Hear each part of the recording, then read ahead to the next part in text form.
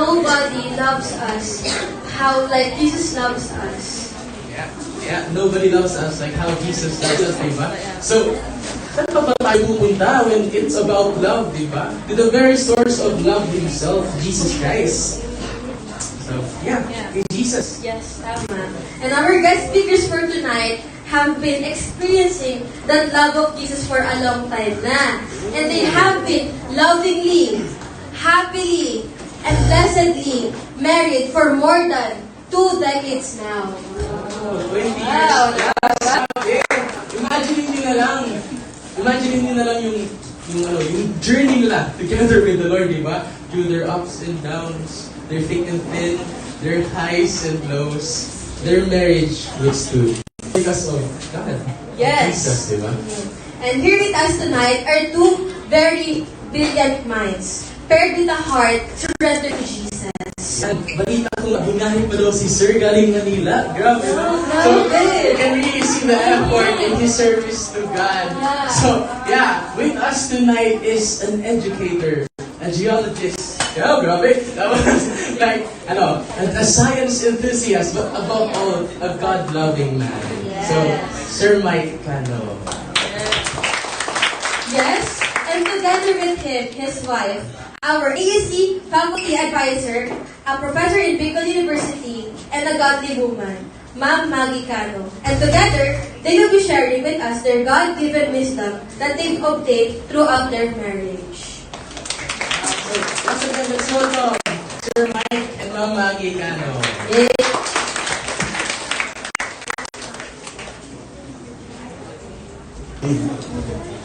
Maray na banggi. Good evening. Actually, hindi ako talaga Bicolano. No? It's actually my wife is Bicolano. From Manila, napunta ako dito. Ganun talaga pag... Diba? Iiwan mo yun. Pangkilitig lang yan. Okay, before we prepare muna tayo. No? But before that, I'd just like to acknowledge kanina because we were seated over there and lumapit sa amin si Helen. And Helen told us that a long time ago when she was still in high school, 3 years, grade 12, okay, she attended a session here, kami rin yung Pennsylvania. And she said that naka-impact sa kanya yung discuss namin at that time. So, para sa amin, of course, it's not because of us, I would like to think, but it's because how the Lord would like to impact you in some way. And that is our expectation then. Na parang sana, kaya masaya kami, because sana Lord, ganun din. Hindi naman kami eloquent, but because we honor the Lord, hopefully maging impactful din yun sa inyo. Especially, most of you would like to think in a relationship or, kasi yung topic namin, we divide it into 3. One is about attraction. Kasi I think most of you are in that stage. And second is timing. Pwede na ba? Diba? Those things. And the third are the challenges. Okay, so challenges na parang, and we'd like to encourage those who are in a relationship or would be relationship if you would be in married, ikasal din kayo, na i-factor in nyo si Lord sa relationship. Yun ang pinaka-importante, I would like to think. And you will know that based on our stories that I will share with you. So, may sasabihin ka muna before we pray. Okay, so first, I'm really blessed to be given this opportunity to share with you.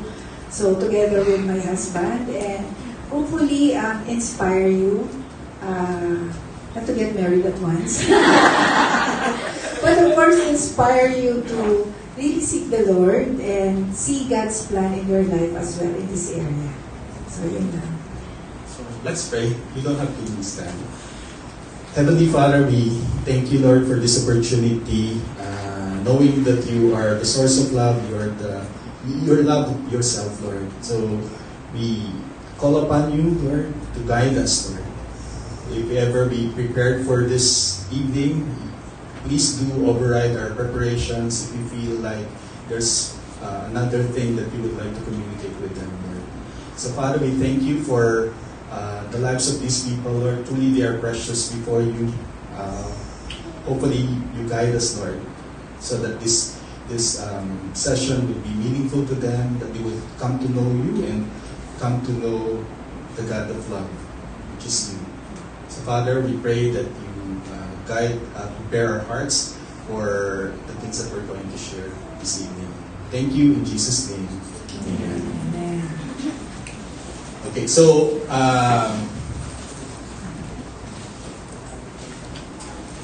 yung format kasi ganito yung gusto namin gawin. Para just to emphasize yung three strands, a chord with three strands. So, like parang the strand would be the man and the woman, and then of course the other strand is God himself, diba? So, what we did is like we're going to have sets of questions. Basically, three questions. Yung what I raised earlier, yung attraction, timing, and challenges, would be in the form of questions. And then we're going to answer them. Like, for example, I would answer it based on my experiences, based on being a husband. And she will also share her experiences about, about the topic or the question. And then, of course, the third one, para ma-emphasize yung three strand, is what the Bible is saying. Because that is what God is, So parang basically, what we're going to share with you is our life as a couple. A life of, I would like to express as obedience with the Lord. So basically, it boils down to that. How are you obedient to the Lord in your relationship with God? Even at the stage na bago pa kayo kasal. So that's basically what we're going to discuss. So we started with attraction, and then timing, and challenges. Hopefully that would be meaningful to you. So let's start. Maybe you could have the first slide. So attraction. So the question that we're going to answer would be this: what are some of the things that attract you romantically to a person? In your early days until recently, how do you deal with this attraction? Okay, so ano ba yung nakaka-attract sa inyo? In my case, alam ni Maggie yung aking fetish. I'm always like, dun sa opposite sex, I would normally be interested with her feet. Para sa akin yung paa. Parang weird, no? Siguro mag-psychiatrist. Pero para sa akin, pag maganda yung paa, parang nagagandahan ako sa... Maski hindi siya physically, pero pag makita ko yung paa, parang... Pero, this is very interesting because lo and behold, yung napangasawa ko,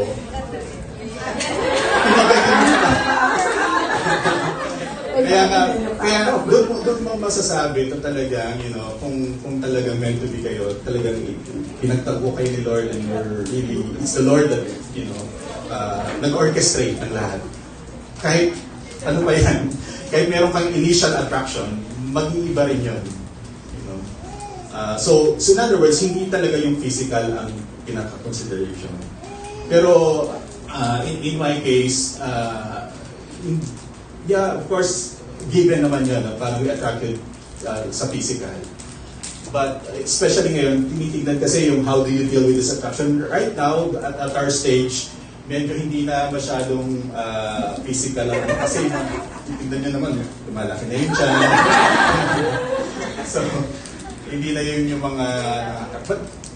But based on our, in our early days, parang ang payat-payat ko kasi noon Talagang makikita niyo, kung nakita niyo yung anak ko si Kaiser, mas payat pa ako doon. Tapos ang laki-laki ng glasses ko. Tapos gusto ko pa long sleeves. Kitang para akong hanger. Pero for some reason, nagustuhan naman yata ni Maggie. Actually po, Ayan naman siya. ako naman, gusto ko lang, timer po. Hindi, actually, at first, hindi sabi po, hindi talaga, physically. Hindi. Pero, maganda naman yung kutis niya.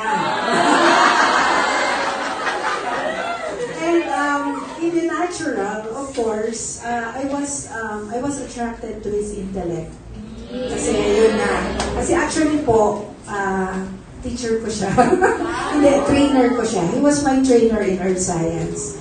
But in the beginning, wala po. Hindi naman actually. It was him who pursued. Who pursued me. Yeah, opo, ganun yun. So, ayun na tayo po. Go na tayo doon. Okay. So, of course, it's the divine design naman talaga ni Lord. Even in Genesis, when God when God created Adam and Eve, He really had in mind to establish a couple and a family.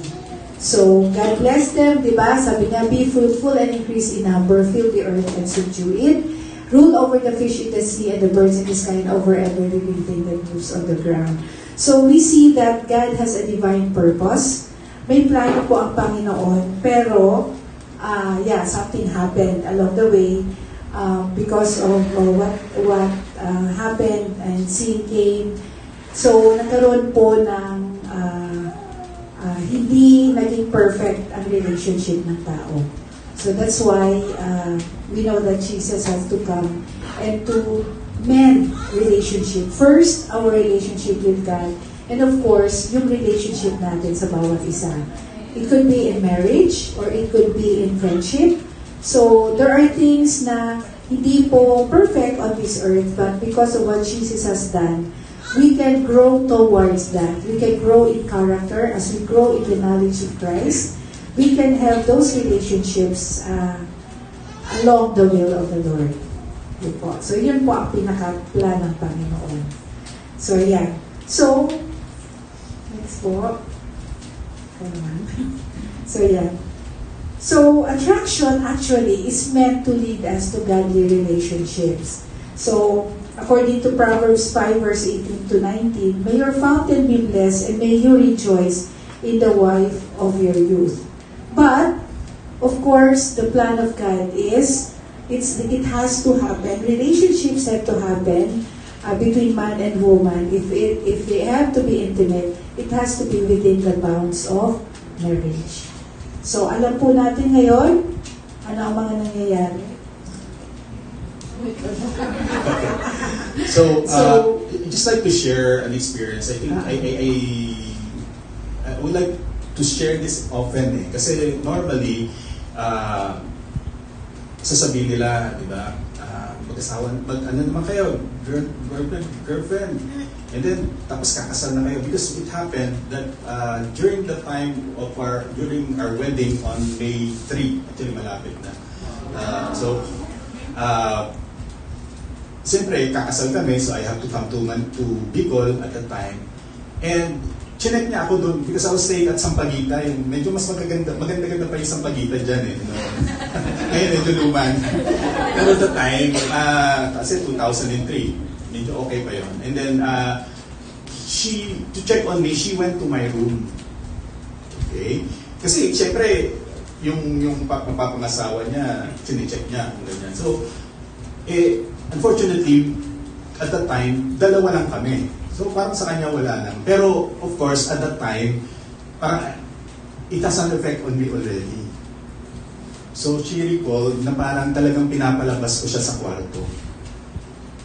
For the simple reason that her presence in the room is creating a reaction normal to a man at that time na meron kang, pero you could actually argue, kakasal na nga kayo bukas di ba?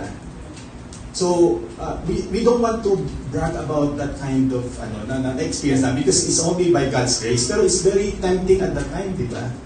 And I knew that the temptation was so real at that time. Pero I had to really ask Maggie to get out of the room.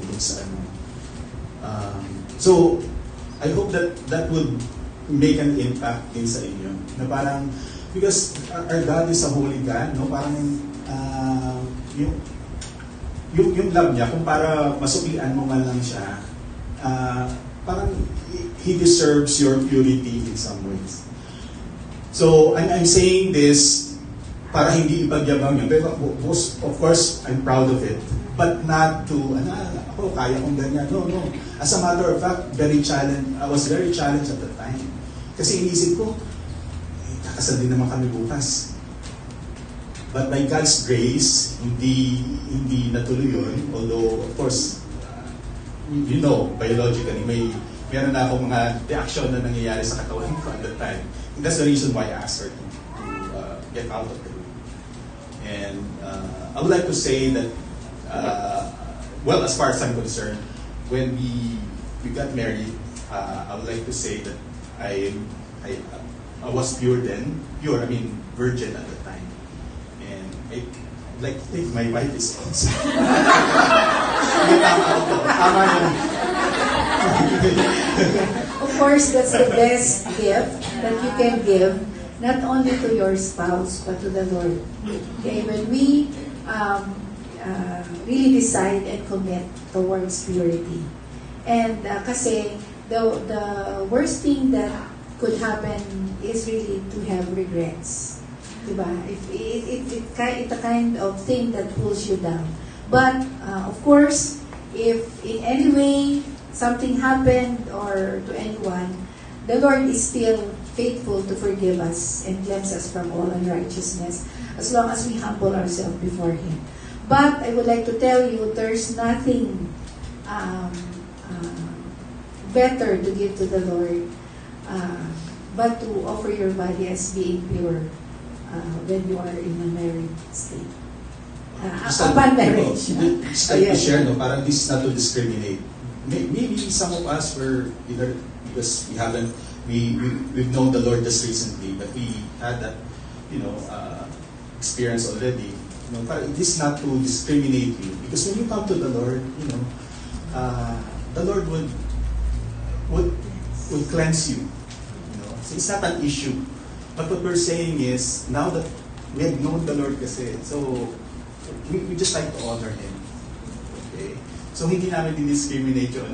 Mahal kayo ng Lord, namatay sa inyo si Lord.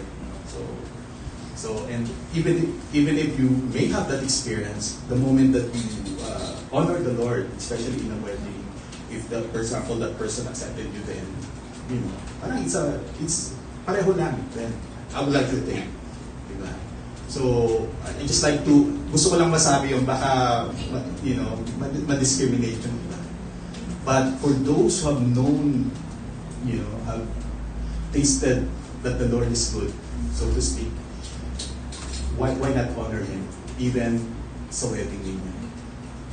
Make yourself pure before the Lord sa wedding. So just like to share that. Yeah, okay. So kaya nga dito sabi, flee daw tumakbo ka. Diba? So we really have to flee anytime that we have that. So as young men and women, of course, a practical thing to do is never be in a room or in a place where it's only between you and the person that you are, you have feelings for. Because that's one way of protecting yourself also. So, be in a public place at wag po kayong by yourself lang. So that's a very practical way of fleeing immorality as being mentioned there. Pwede magdagdag. Just like to mention that it is my practice recently, or parang as I said, the Lord is speaking with me. Parang I don't meet before, kasi parang may minimit akong mga student, even my student, kaso babae siya. Ayokong kami lang dalawa. Sabi ko, masama ka pa ng kaibigan if you meet. So that, maski ako yung mag-trip, no? Wag lang yung tayong dalawa. Parang ganon. So, hopefully, when you meet someone, kasi medyo, you are a biological being. Pag may nakita nilang visual, meron ng biological chemical reaction na nangyayari sa katawan mo, especially if you're attracted. Parang parang yung animals, they sense pheromones. We could detect that. I think there's dito yata na parang organ somewhere here that could sense that. And therefore, parang pwede kang ma-attract na parang bakit dumaan lang to, ba't mayroon ng reaction sa akin? So, it's so much so that you're in one room, di ba? So, be careful lang. Okay. Wow, timing. Ayan, sige.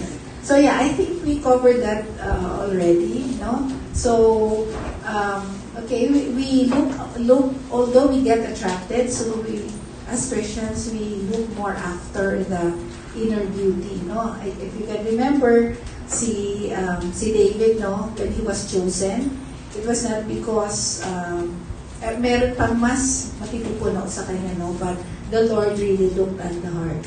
So it's better if our parang ginagawa natin is really just preparing our hearts to be pure. So ayan, tapos na tayo sa attraction, no? Next. Okay, the question is, when is the best time to pursue someone to be in a relationship? What are some of the responsibilities involved? Okay, what do you think? Kasi parang elementary pa lang Tanong yata. nila yan. Meron eh. Meron mga ganyan-ganyan eh. Diba mga bata? Of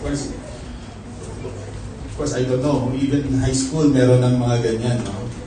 In Chinese, tawag nila, Howe. Mga Howe or... So, when is the best time? What do you think? Kailan ba?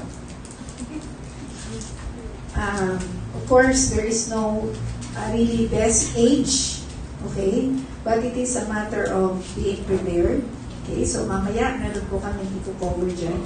It's a matter of being prepared yourself to really take on those responsibilities of, kasi po, we are not, actually as Christians, not to play over emotions of our brother or our sister.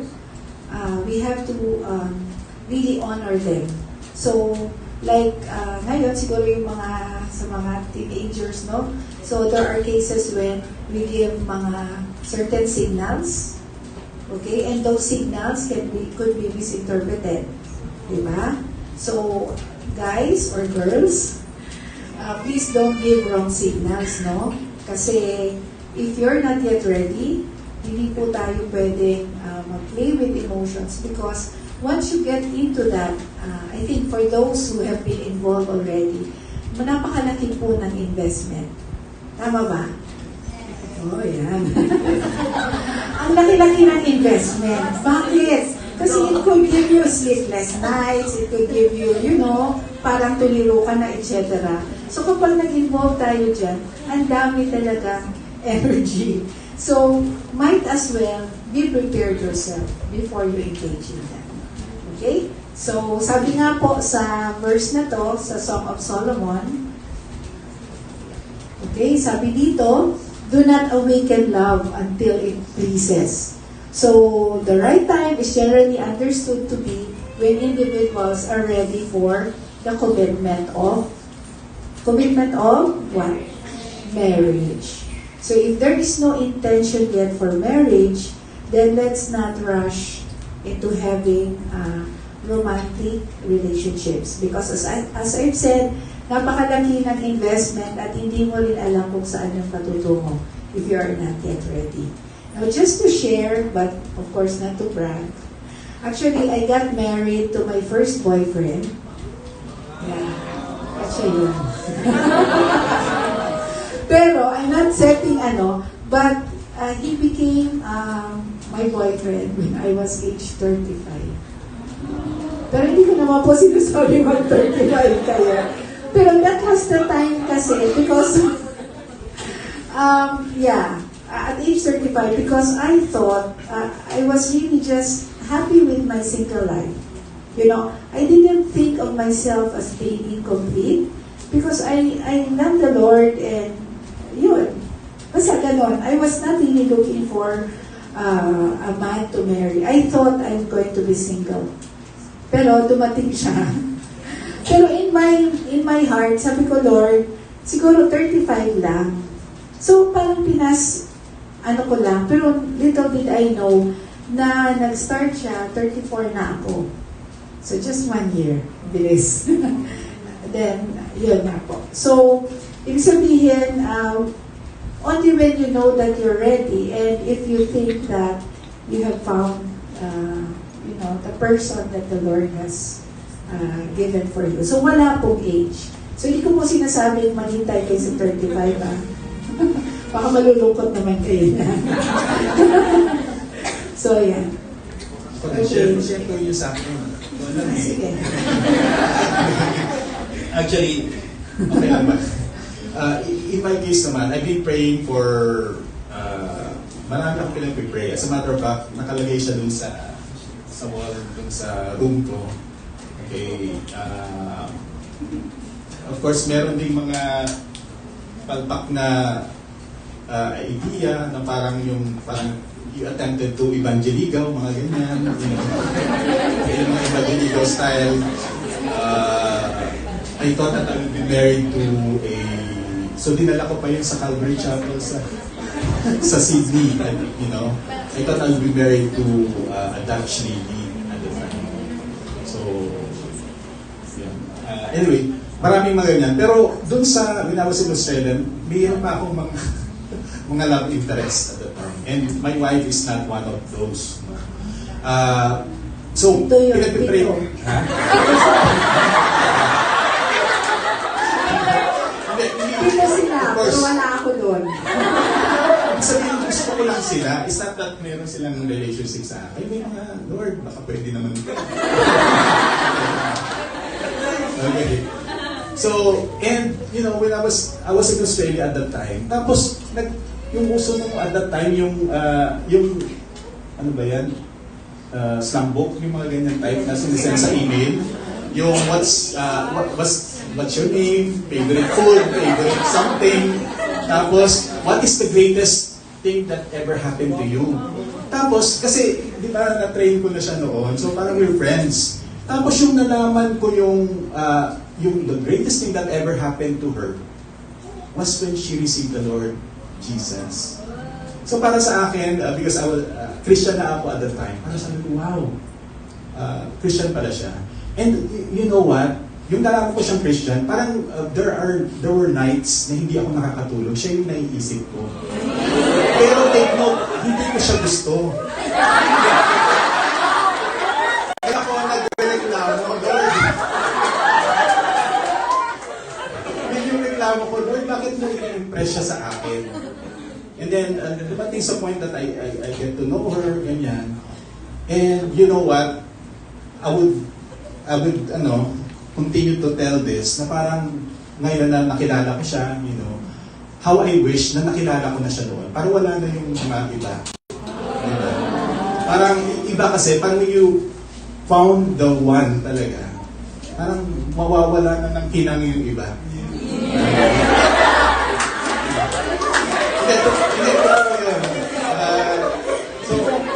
Anyway, biglang gumanda yung pa ako.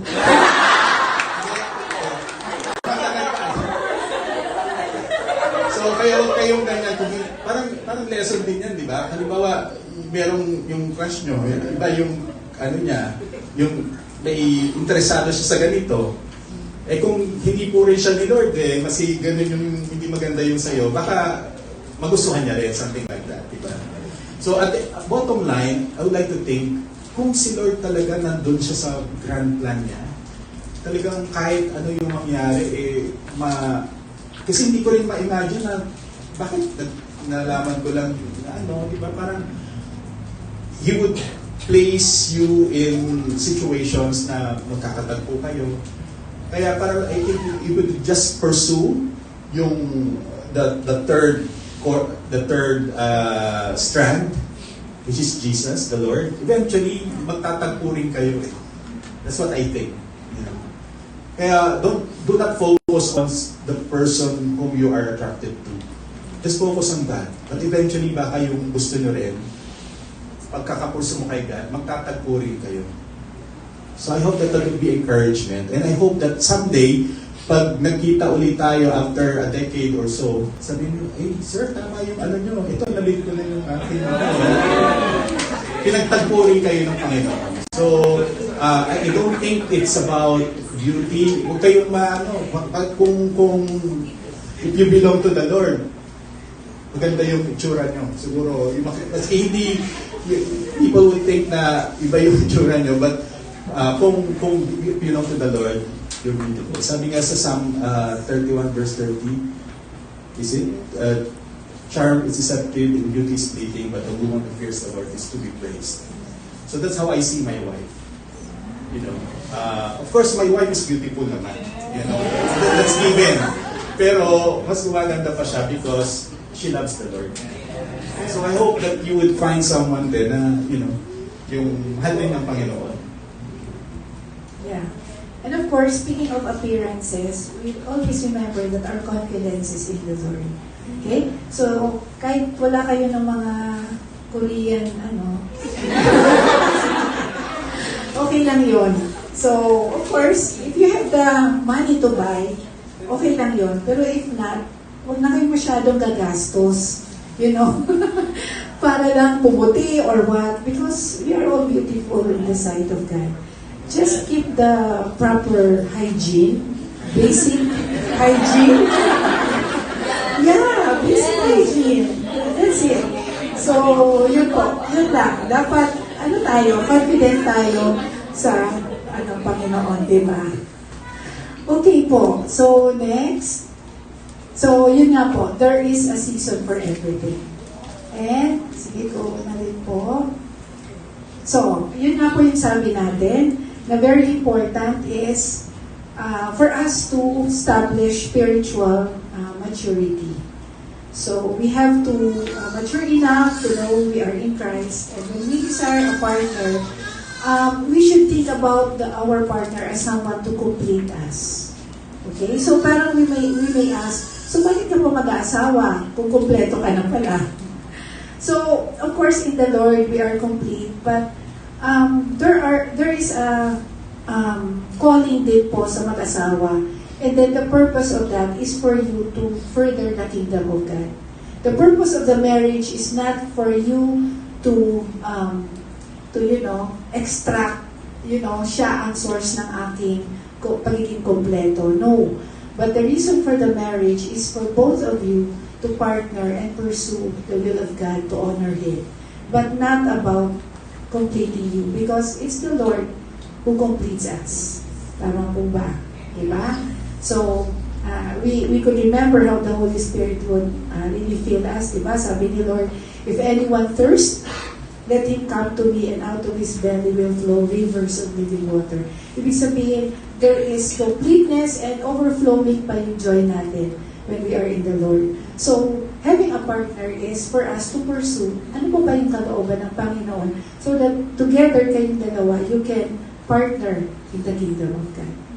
So, yun po. So, basta ang point ko lang po doon is having a partner or husband or wife is not to complete you as a person because it is the work of God.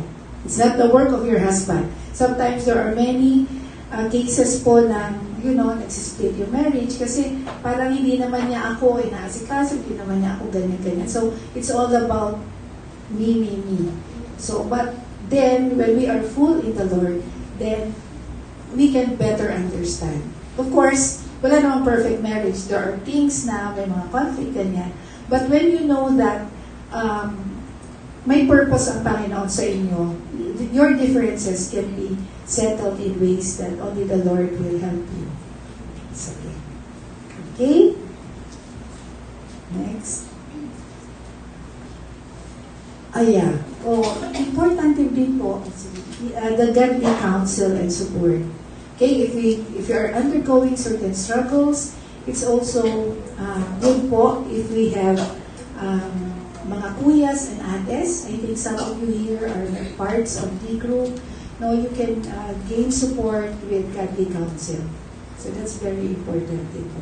So, Kaya you maximize the fact that Pastor Dave is already around. You can get a lot of counsel from him. And of course, nandiyan yung mga kuyas and ates that you could count on. I think that's one of the strengths ng GenCF because we have them. So please don't hesitate to ask them for advice. Mababait yung mga yan. So please ask them. Especially yung may relationship na rin. Even if they're not in a relationship, I think some of them may have experiences also na it's either pinurso sila o meron silang naging crush, I think makaka-share din sa inyo. And you just happen to see us kung if you're really considering being married at some point, we could share with you as well. So, counsel is a good thing for us. Kasi hindi tayo, we have an enemy, a roaring lion. So, yeah, we need each other.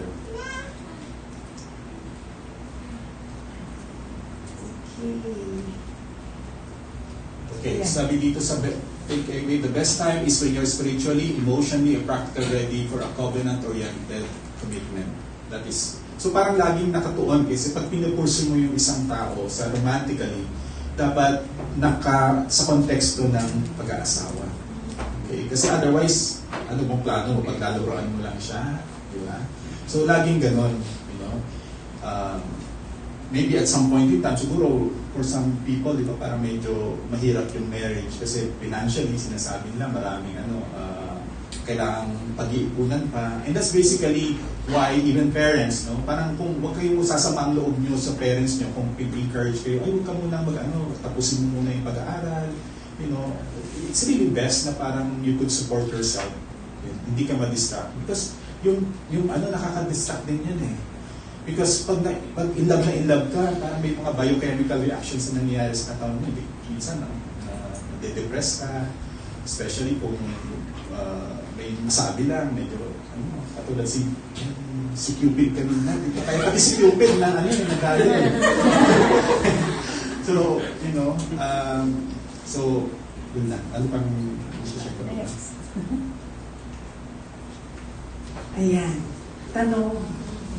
So yan, so kanina pa natin pinag-uusapan ang pag-asawa, Pero is really marriage for everyone? Kasi palagay mo. Oh, grabe yung inig dun sa likod.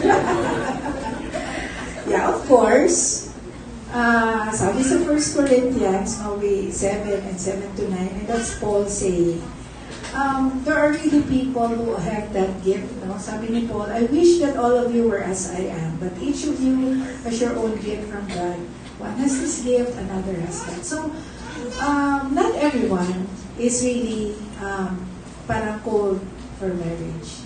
And kaya nga po, kanina sabi ko, akala ko ganun ako.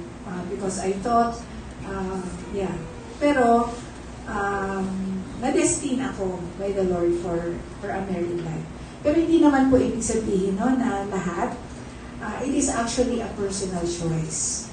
So, if ever man you are single, or you intend to be single, it's a choice, and it should not be in any way give a pressure for you. No? So, meron pong iba kasi na nagkakaroon ng boyfriend o girlfriend, may pressure.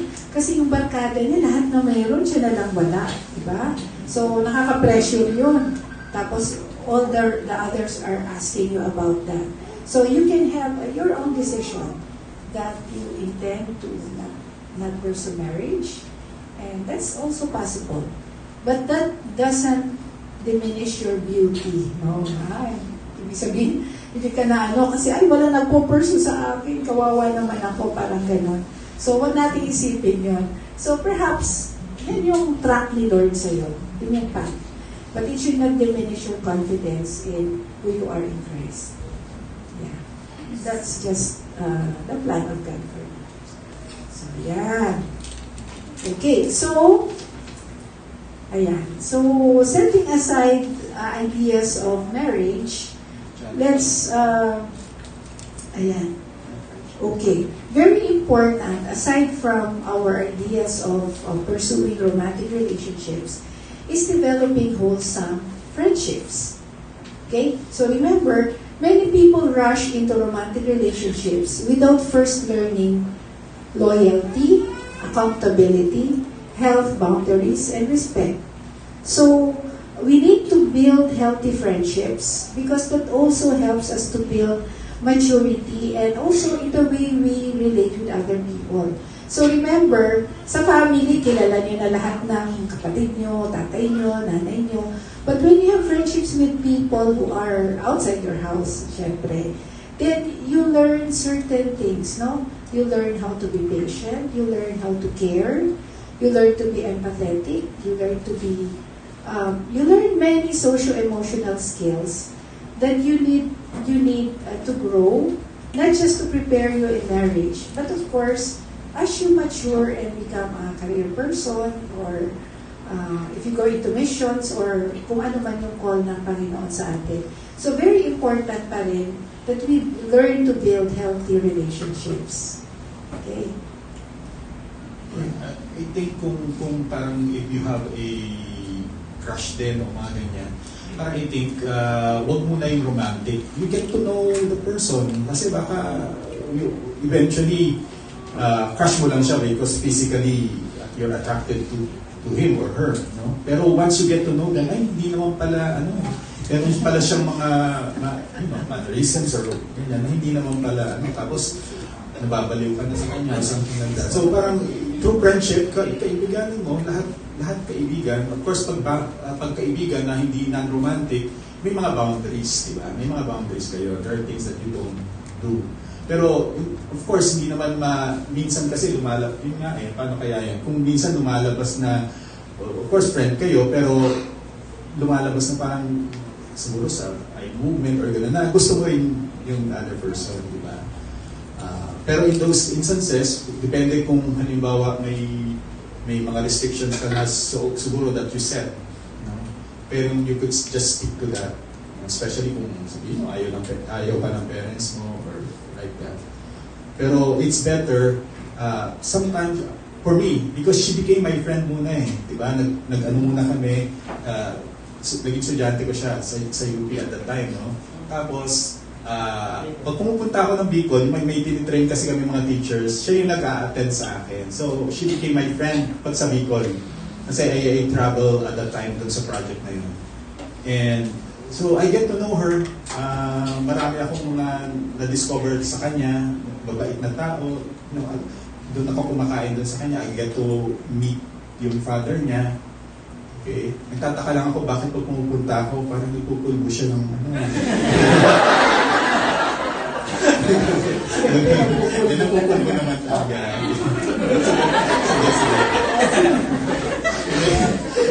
Yung mga gano'n, mga instances. Pero, I would like to think that I married one of my good friends.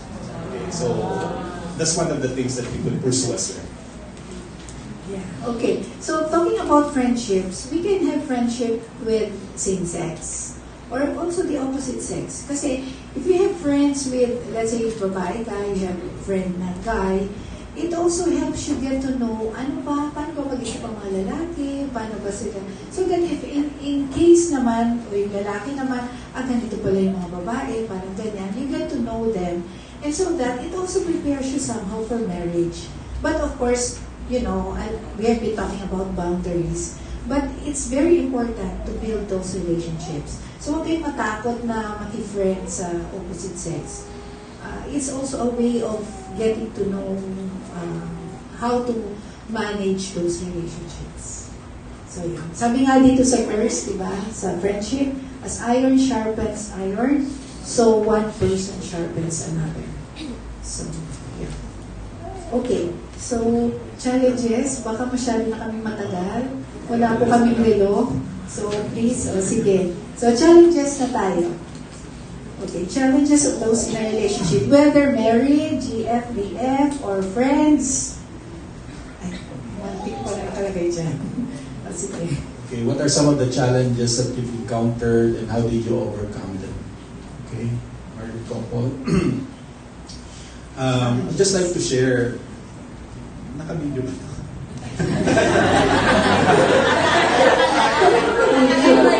Naka-live, diba?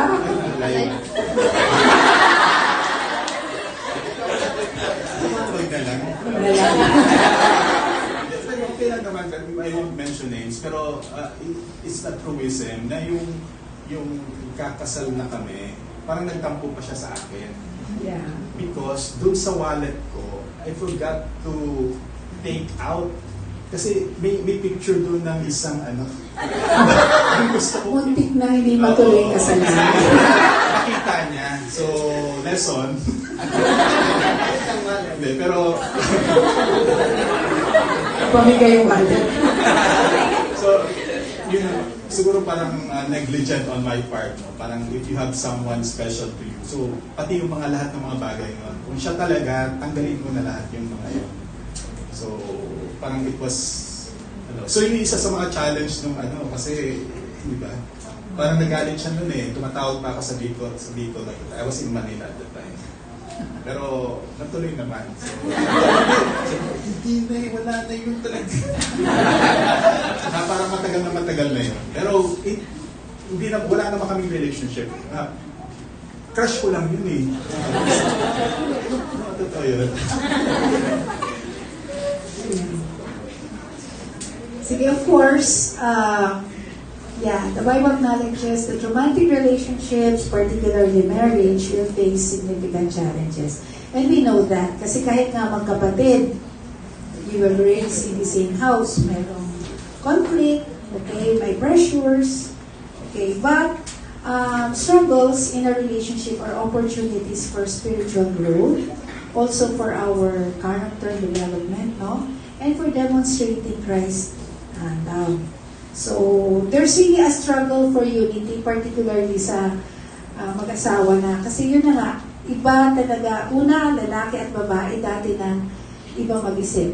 Diba? Ito nga, mamili lang ako dun sa parang dati sabi na sa akin, maarte daw ako. Kasi ang tagal ko dun sa department store, mamili ng blouse. O diba girls, mahirap naman talaga magpili ng blouse. O yan. Tapos yung guys kasi, mga straight lang naman yung mga damit nila. So, so ang daling pumili, di ba? So, parang, yun pa nga lang, oo. Hahagis-hagis. Ay, di ba? So, parang ganon. Matagal. Di ba, doon pa lang, lalaki at babae, dati nang magkaiba, no? So, how much more other things, no? So, talagang maraming conflicts. So, sabi nga, offenses, at the next slide, please. So, offenses will really happen, no? So, sabi ko nga, itong sinasabi namin is for any kind of relationship, right? Hello? Yes, for any So, offenses are inevitable. So, sabi nga po sa Proverbs, a brother offended is harder to win than a strong city. So, really, it happens. But, yun na nga po, lagi namin sinasabi, nasaan na kaya tayo kung wala ang Panginoon? Hindi namin talagang, it is by God's grace na umabot kami ng, alam mo, ilang taon? 23 years na. Pa 23. Malapit na. Okay, malapit na yun. Sa bagay, patawad. So, yun. Almost 23 years. And we've been through a lot. There were tears and, mga kung ano-anong nangyari. But, it's really by God's grace. And, yun nga, yung sabi nga namin, communication is really very important, no? So, and there are times na I really have to tell him, eto yung pananaw ko, you respect me, so siya din. So, mga bagay pong ganun. Just like to share that there are times na talagang magsusorry ako sa kanya, tapos magsusorry din siya sa akin, and then we're both crying. Kasi we don't want the relationship really to be affected. Especially we have kids. At share ko din yung isang instant na talagang galit na galit ako kasi, ako yung mas madaling magalit eh. Tapos, yun na nga, kung wala talagang Panginoon, di ba parang magagalit ka talaga, magwawala ka na. Kasi at that time, sabi ko, alis na nga ako dito. Alis na talaga ako, pupunta ako sa Manila. Sana pag gano'n. Umalis ako dun sa bahay, tapos maya-maya, meron na akong dalang-dalang tubig. Pumunta lang pala ako sa 7-Eleven at dala ng tubig. Pero konting may galit-galit pa kami ng konti, tapos ayun na nga yung tubig. Pero yun na yung pinaka-I think worst, di ba? Yung nandun pa tayo sa kabilang na parang gustuhin mo yun, parang nag-aagaw kasi, parang hindi ito maganda. Parang if you, of course, galit ka, but at the end of the day, hindi siya nararapat kasi Kristiyano ka. parang may struggle na gano'n. At wala yung ganong struggle kung hindi ka sa Panginoon. Kung hindi ka nababad dun sa salita niya. Di ba? Kaya that's the reason why we have to pursue God. Kasi ma-recall mo yung mga scriptures. At kaya hindi ko, I don't boast na dahil, nagagawa ko yun dahil, Kristiyano, ganyan na ano. But because of God's grace. Kasi umalis na nga ako, iniwan ko, galit na galit ako, and Clark would testify. Kaya pinagtatawanan ako ng mga bata every time. Kasi pag aalis na tuloy ako, pupunta kang 7-Eleven.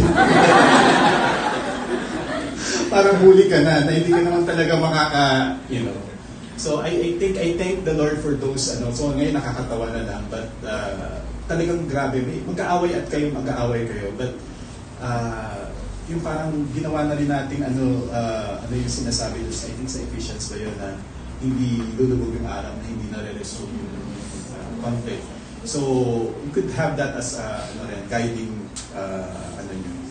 So yun yung mga struggles namin, and third party, wala naman kami kasi ganung issue. To be honest. Pero Before, in-laws.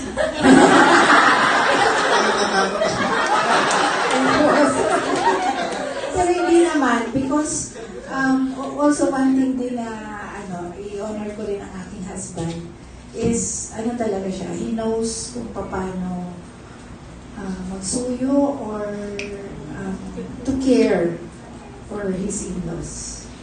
So yun po. Yeah. Pero in my case, I'd like to share yung, meron kasi akong naging experience na parang may isang student na nag-express ng interest sa'yo. So yun lang. Pero you know what yung mga ganong instances, sinishare ko yung sa wife ko. So, para siya yung nakakaalam na may mga ganyan struggles. Pero of course, hindi ako nakikipag na sa akin. So parang, of course, noong una, maybe because we have classes, pero eventually yung hindi na siya, sumusulat pa rin. Actually, right now, we're friends, but we're not talking about any romantic things anymore. So, pero romantic things na siya yung nagsasabi, not me. So, may mga ganun lang mga struggles at the time na maybe, kumbaga yung sa si Cupid na yung, sino ba yung kanina, di ba parang inakit ni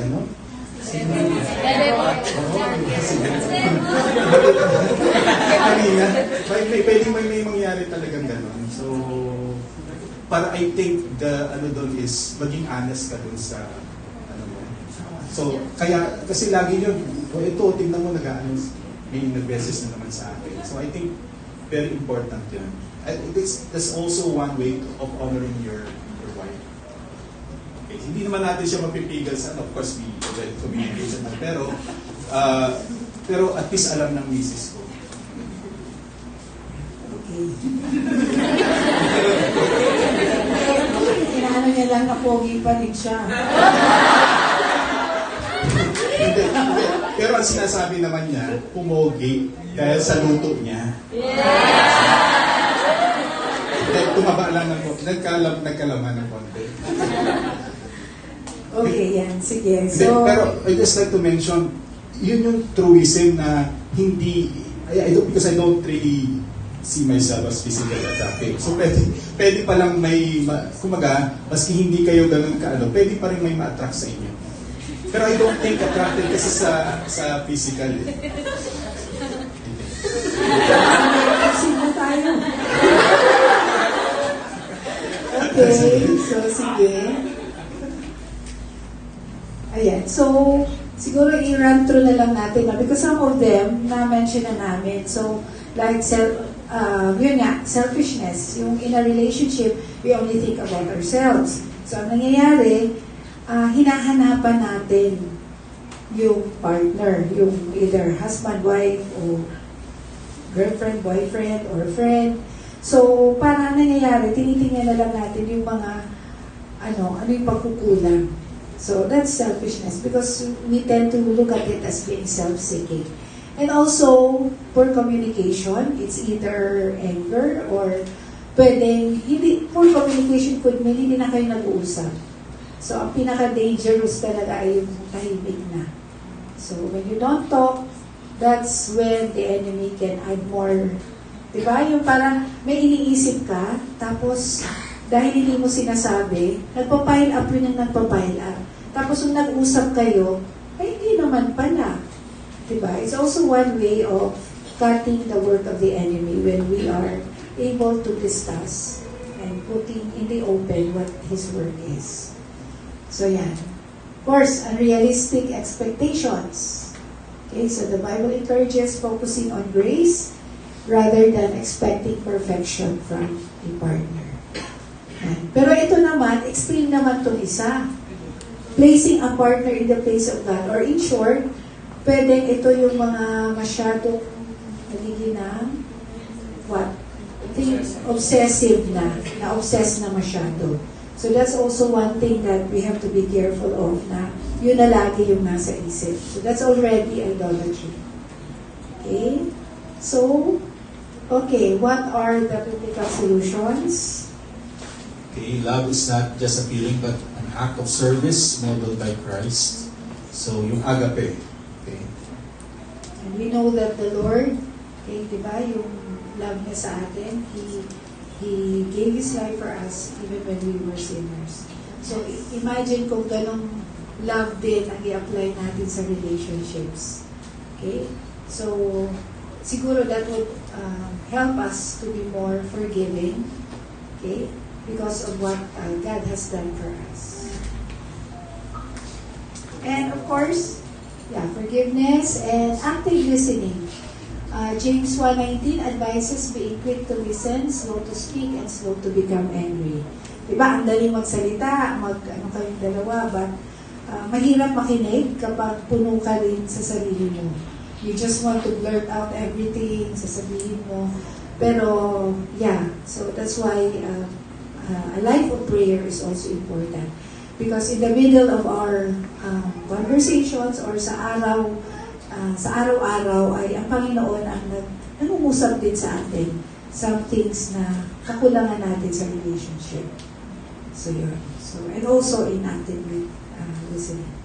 So ayan, malapit na tayo. Actually, yun yung pinaka-theme natin tonight, yung threefold cord. Couple united with Christ. Okay, so sa Ecclesiastes 4:12. So please remember that yung natin, yung verse na yan. So, just like to emphasize that na parang it's only by God's grace that we're in, we survived 23 years of our relationship. Kung actually lagi ko nga sinasabi sa sarili ko, kung hindi, because I received the Lord in 1987, kung hindi siguro kung nakilala ang Panginoon noon, parang, I don't know, parang I don't see myself really this accomplished, as a father, or I credit all to that decision that I made in 1987 when I accepted the Lord as my personal Lord and Savior. So that's very important in the relationship. So sana yung mahanap yung partner, hindi lang yung masasabi nating Christian, but someone who's really pursuing the Lord. Yung growth, yung parang would like to grow. Okay, hindi lang yung, Christian yan eh. Hindi lang yung gano'n. But you see in his life fruitfulness. Okay? And then the desire to get to know the Lord. So, kaya, in a relationship, tignan nyo muna, nandun ba si Lord dun sa buhay niya? Okay. And I think, yes. Yeah, so I like to also acknowledge, binigyan kayo ng ganitong checklist kanina. So, we're really happy to know na ang tanong kasi dito, what is your ideal in a relationship? And top pa rin, someone who loves God. And spiritually growing. Yun, top. Tapos, yun yung sa character and faith. Sa relationship qualities, ang nag-top naman dito ay supportive and encouraging. O, yan ba yung napili nyo? And for personal preference, nag-top yung funny. Tapos, financially responsible. Ayan. Oh, talaga funny. Okay, so ayan ang result ng ating survey. In other words, dapat funny ka at mayaman. Okay, syempre, number one pa rin. Love talaga si Oo, love si Lord. Lord. Yun yung bigay. At siya Pero, ang of course, broken. maghahanap ka pa ng iba. Oh, sige. Pero, so in other words, dapat, you make yourself, actually, this is a challenge din kasi sa marriage. Dapat susuportahan mo yung pamilya mo. So therefore, especially kung may mga anak na rin kayo. So dapat, pero although there are instances na parang dahil na nagkaroon ng problema, hindi makapag-support, you know, pero that shouldn't deter you from loving that person. Right? Pero, of course, it's very ideal that the partner, especially the husband, no, be able to support the family. Okay, so basically, to be able to really prepare for that, then that means that tayo mismo, no? We ourselves love the Lord, we are spiritually growing, and yun nga, funny pala din tayo dapat. Since yan yung statistics natin, so try to be funny, and mag-treat din kayo. Kasi sabi, financially responsible. Kayo wag yung patreat lagi. So anyway, just be caring na lang in many ways. Hindi lang naman pera, di ba? Ayan, sige, oras. You give time to Yes. your friends, you give time in a relationship. Kasi, talaga, kailangan ng oras, right? And so, meron pa yata tayo. So, the third essential strand in any relationship is definitely not social approval, not financial stability, not even shared dreams, but it's only God. And we know in Psalm 127 verse 1, unless the Lord builds the house, the builders labor in vain. So if God is not central, the relationship will rest only on two imperfect people. And so I think you would know if you have two strands, no? Kung dalawa lang, tapos pinilipit mo yung dalawang strand, mamaya, di ba, mag-a-uncoil siya ulit. Tama? Di ba? Mahirap kung dalawa lang. Pero pag tatlo, then it's going to give a better stability and it becomes stronger. So mamaya po may panghuli tayong activity. So for the closing reflections, yan. Okay, are you developing your character today? Okay, so diba, yun yung sabi natin. Before we look for other people that are God-fearing with all the qualities na gusto natin, ang pinakauna is, tayo muna. Before we look for the man, be the man. Before you look for that kind of woman, be that woman that you want to have and you should be, okay? And so, are your relationships, okay, we think about mga existing relationships natin. Meron ba tayong mga relationships that tend to sharpen us or help us grow as a person? Or meron tayong mga relationships that weaken us? Okay, so we have to think about those relationships that would help us grow. Okay, but that doesn't limit us from being friends with other people that whom you can share the gospel with. But this kind of friendship that I'm saying is the friendship that you share values with, your time and effort. Kasi kung ano yung friend mo, di ba? That influences you as well. Okay? But we give time also for others to share the gospel. But this one is a kind of a relationship na dapat iisipin natin. This intimate relationship with friends or whoever should be able to sharpen us and help us grow. So let's reflect on that. And then, are our relationships honoring God? And of course, above all, syempre, how is our relationship with the Lord? Yun ang pinakauna. Because of course, we cannot, we love because He first loved us. We can never succeed in a relationship unless we have seen the Lord work in our lives. Diba sabi nga natin, when the Lord completes us, okay? So yung sabi ko nga kanina, that if we thirst out of our then will flow rivers of living water. You are so full and you can share with others. So, yun po.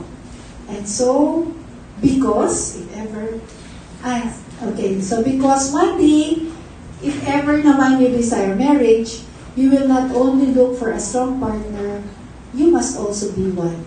And a three-fourth chord with God at the center is not easily broken. So, yan na po. That's the end. Okay, ano po? May activity si Maggie. Yeah. Very quick activity lang po. We have actually, eto. Ayan. So, siguro pair na lang. Okay? So, here's, ay, Pastor Dave, sorry, hindi pala kita nasabihan kanina. Okay, so later. So, here's, 3-chord strand. So, you get a partner, and sising tatatabi, hindi magsalapit. Biglang nagdikot. Ayan. So, you try to come up with this, so we're actually just mimicking or simulating our relationship. So, ikaw to, that's the other person, and isa si Lord. So, we're going to have this, what do you call this, strand, threefold strand, with a partner, and later on, we're going to pray. Okay? We're going to pray and pray about our relationships, and we pray about first our relationship with the Lord and our relationship with one another. So, ayan po, magbibigay kami nito. So, have a partner and kayo po ay gumawa ng. Alam niyo kung pulawin yan? Oo. So, alam niyo ba to? Yung ginaganyan lang? Yung gano'n sa lapid. Ayan. Okay. Yung isa po, hahawak. Yung isa hahawak. Tapos, yung isa na lang yung gagawa. Kasi I don't know if we have enough. So, yeah. Okay, then after that, kayo pong dalawa na mag-partner, bawa nagawa nyo na, hahawakan yung dalawa, and then we will pray. So, meron pa po, okay po sa likod. So, I have a partner. Ay, kayo po dalawa. Okay, sige. Ayan. Then, pray po tayo pagkatapos. So, ayan. It's just a commitment. Okay? So, the purpose of that is our commitment that we will include the Lord always in all our relationships.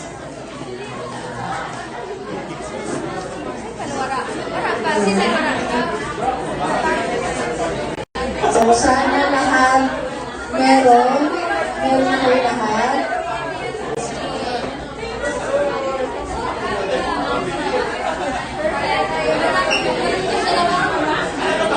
Ayan. So, huli na lang po sa ilalim kasi walang tayo mag-take. Ayan. Okay, so, mamaya po we will pray and commit our lives to the Lord and our relationships. Alright, so inspired ba kayo ng magkalingasawa or huwag na lang? Isang thing is clear, it's seryoso, di ba? It's hindi isang laro ang magkakalingasawa. Talaga kailangan maging close sa Panginoon and hayaan siya na mabuna. So, it's serious, but it's great, right? You'd suggest getting married? Oh, well, it's not for anyone, is it? Yeah. Yeah, okay. If the Lord is in it. Okay, so The Lord is in. yes, let's pray.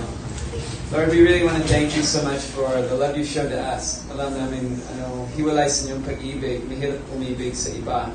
It's your presence in our life, Lord, that gives us the power to do that. And we really thank you, Lord, for what's been shared to us tonight. God, so many insights tungkol sa isa sa pinakamahalagang relasyon dito sa mundo between the husband and wife. And we can see, Lord, that it's a serious step to be married because it's really full of many blessings that come also. and things that bring blessings also really require a commitment and a heart that's submitted to you. But it's something that's not possible hiwalay sa inyong tulong. It's your love for us that creates the love in our hearts for one another.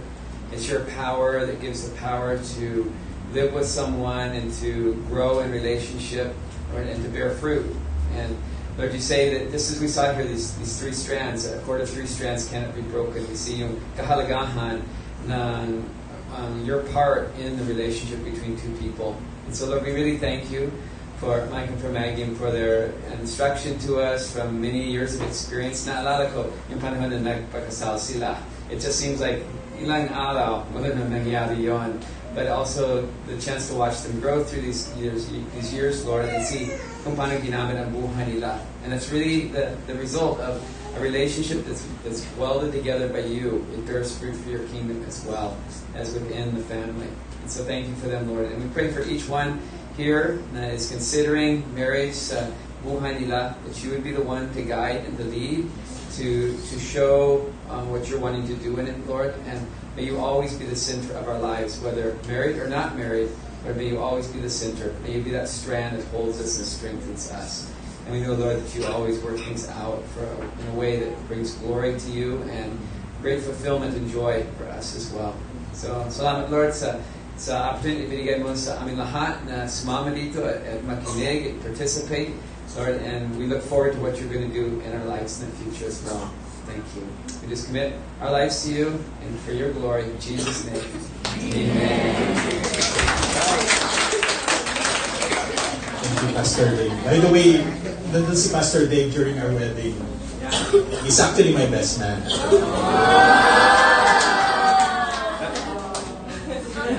That's the secret to a good marriage. Get a good best man. So you know what to do.